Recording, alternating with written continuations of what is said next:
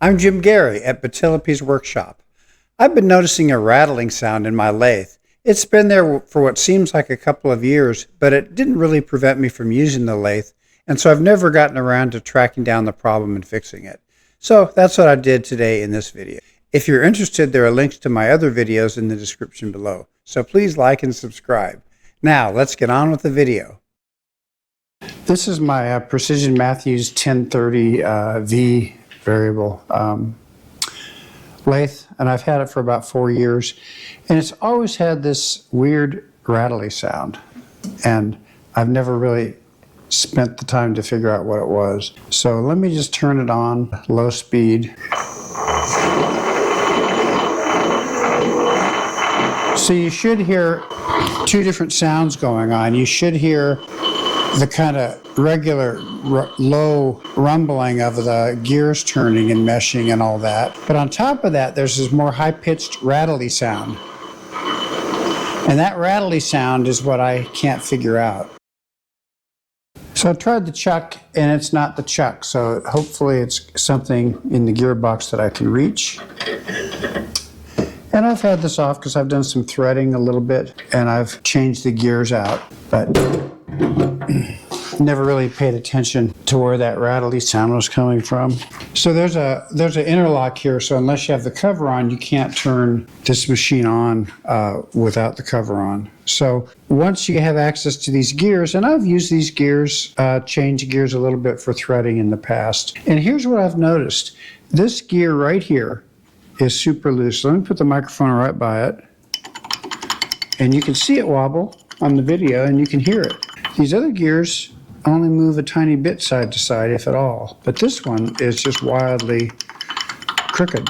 And that's got to be what's causing that rattling sound. So I'm going to figure out how to fix that. So here's that loose gear. And it turns out down here there's a Allen wrench to loosen. And under here there's another Allen wrench to loosen. And then you can just slide this out a ways, and that gives you better access.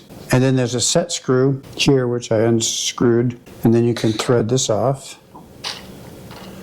So it just threads on and then locks with that little set screw. So that's normally how this works. Then there's a spacer, then there's the gear, and it's keyed. So to get this off, I'm going to have to remove this one too. So I just loosen the screw.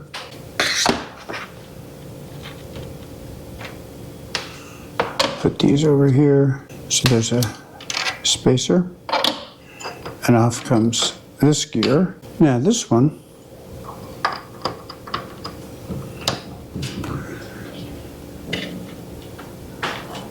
should be able to be tapped off. I'm surprised it's not just coming off. There it comes.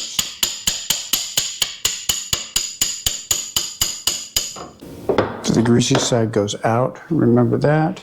And this is actually like a T-nut in there holding the axle. So either I'm missing a spacer or it was just connected wrong. I'm not sure. So let's just try putting it back together and see what we can do. This is gear number 63. So I'm going to set that back on all the way in. Then this goes on. There's the key. This goes on here. Get this teeth to mesh. So this gear is moving from an intermediate wheel behind this gear from this, and this is the drive axle down here. So let's put this back on. This is the 30.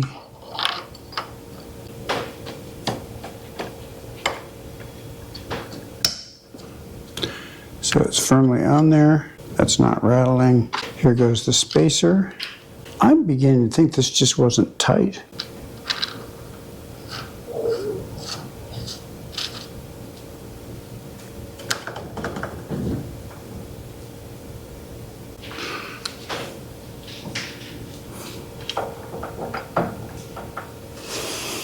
Okay, and this one gets a spacer,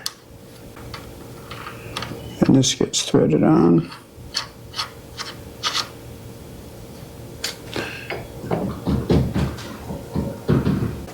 Put the set screw back in. I think this thing had just worked loose. Well, we're about to find out. I think this is too tight. I'm going to loosen it up just a little bit. Okay, so it's not rattling anymore.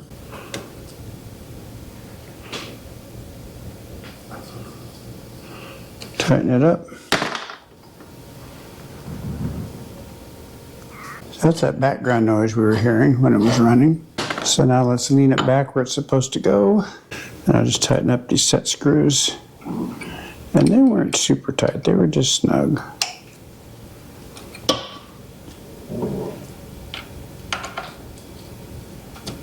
Set this one down here.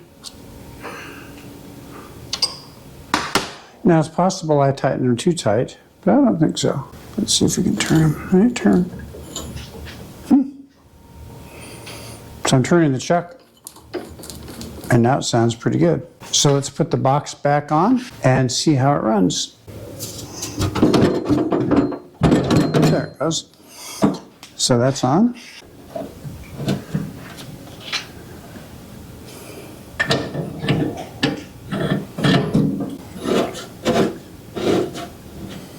Okay. Case is on, and let's see what happens. Power's on. Ah! Rattle is gone.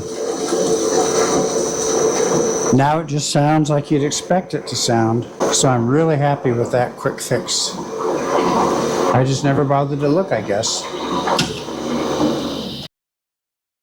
When I was in there, I just noticed that the gears look like they could use some cleaning and maybe some re-greasing. So I've got red and tacky grease here, and I've also got a paintbrush. This is just a 1-inch throwaway brush, and I took a pair of scissors and cut off the top of it to make it more stiff. So this will work great for putting the grease on. And it's not really that dirty, and there is some grease on it, but it's just not as heavy as I think it should be. And I think it'll improve everything if I can clean some of this old dirty grease out and then put some fresh grease on it. Now I've got some grease. Just going to put it a little bit around all the gears, keeping it away from the belt, of course.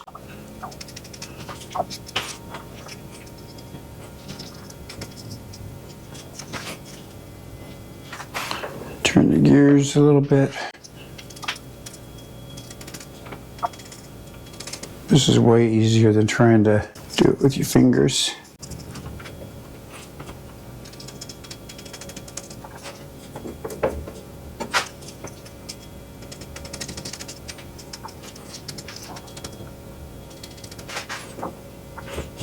I think I've got it pretty much everywhere now. So I'm just going to wipe off the excess that's kind of gone over to the front.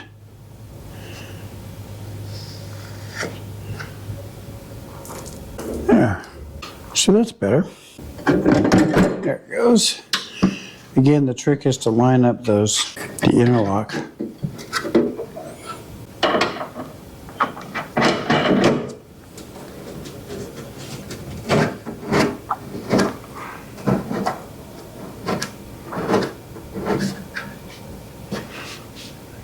Okay, so let's just turn it on and see how it sounds.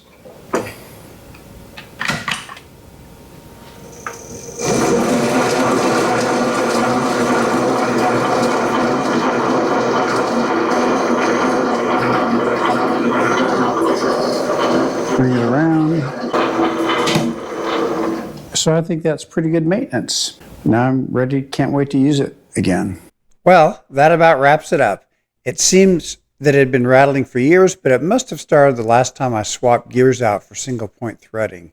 And I apparently didn't tighten the set screw on one of the gears, so the nut worked itself loose, causing the rattle. But it's nice to have the rattle gone and the gears re-greased. So thanks for watching. If you found this useful, please like and subscribe. Bye.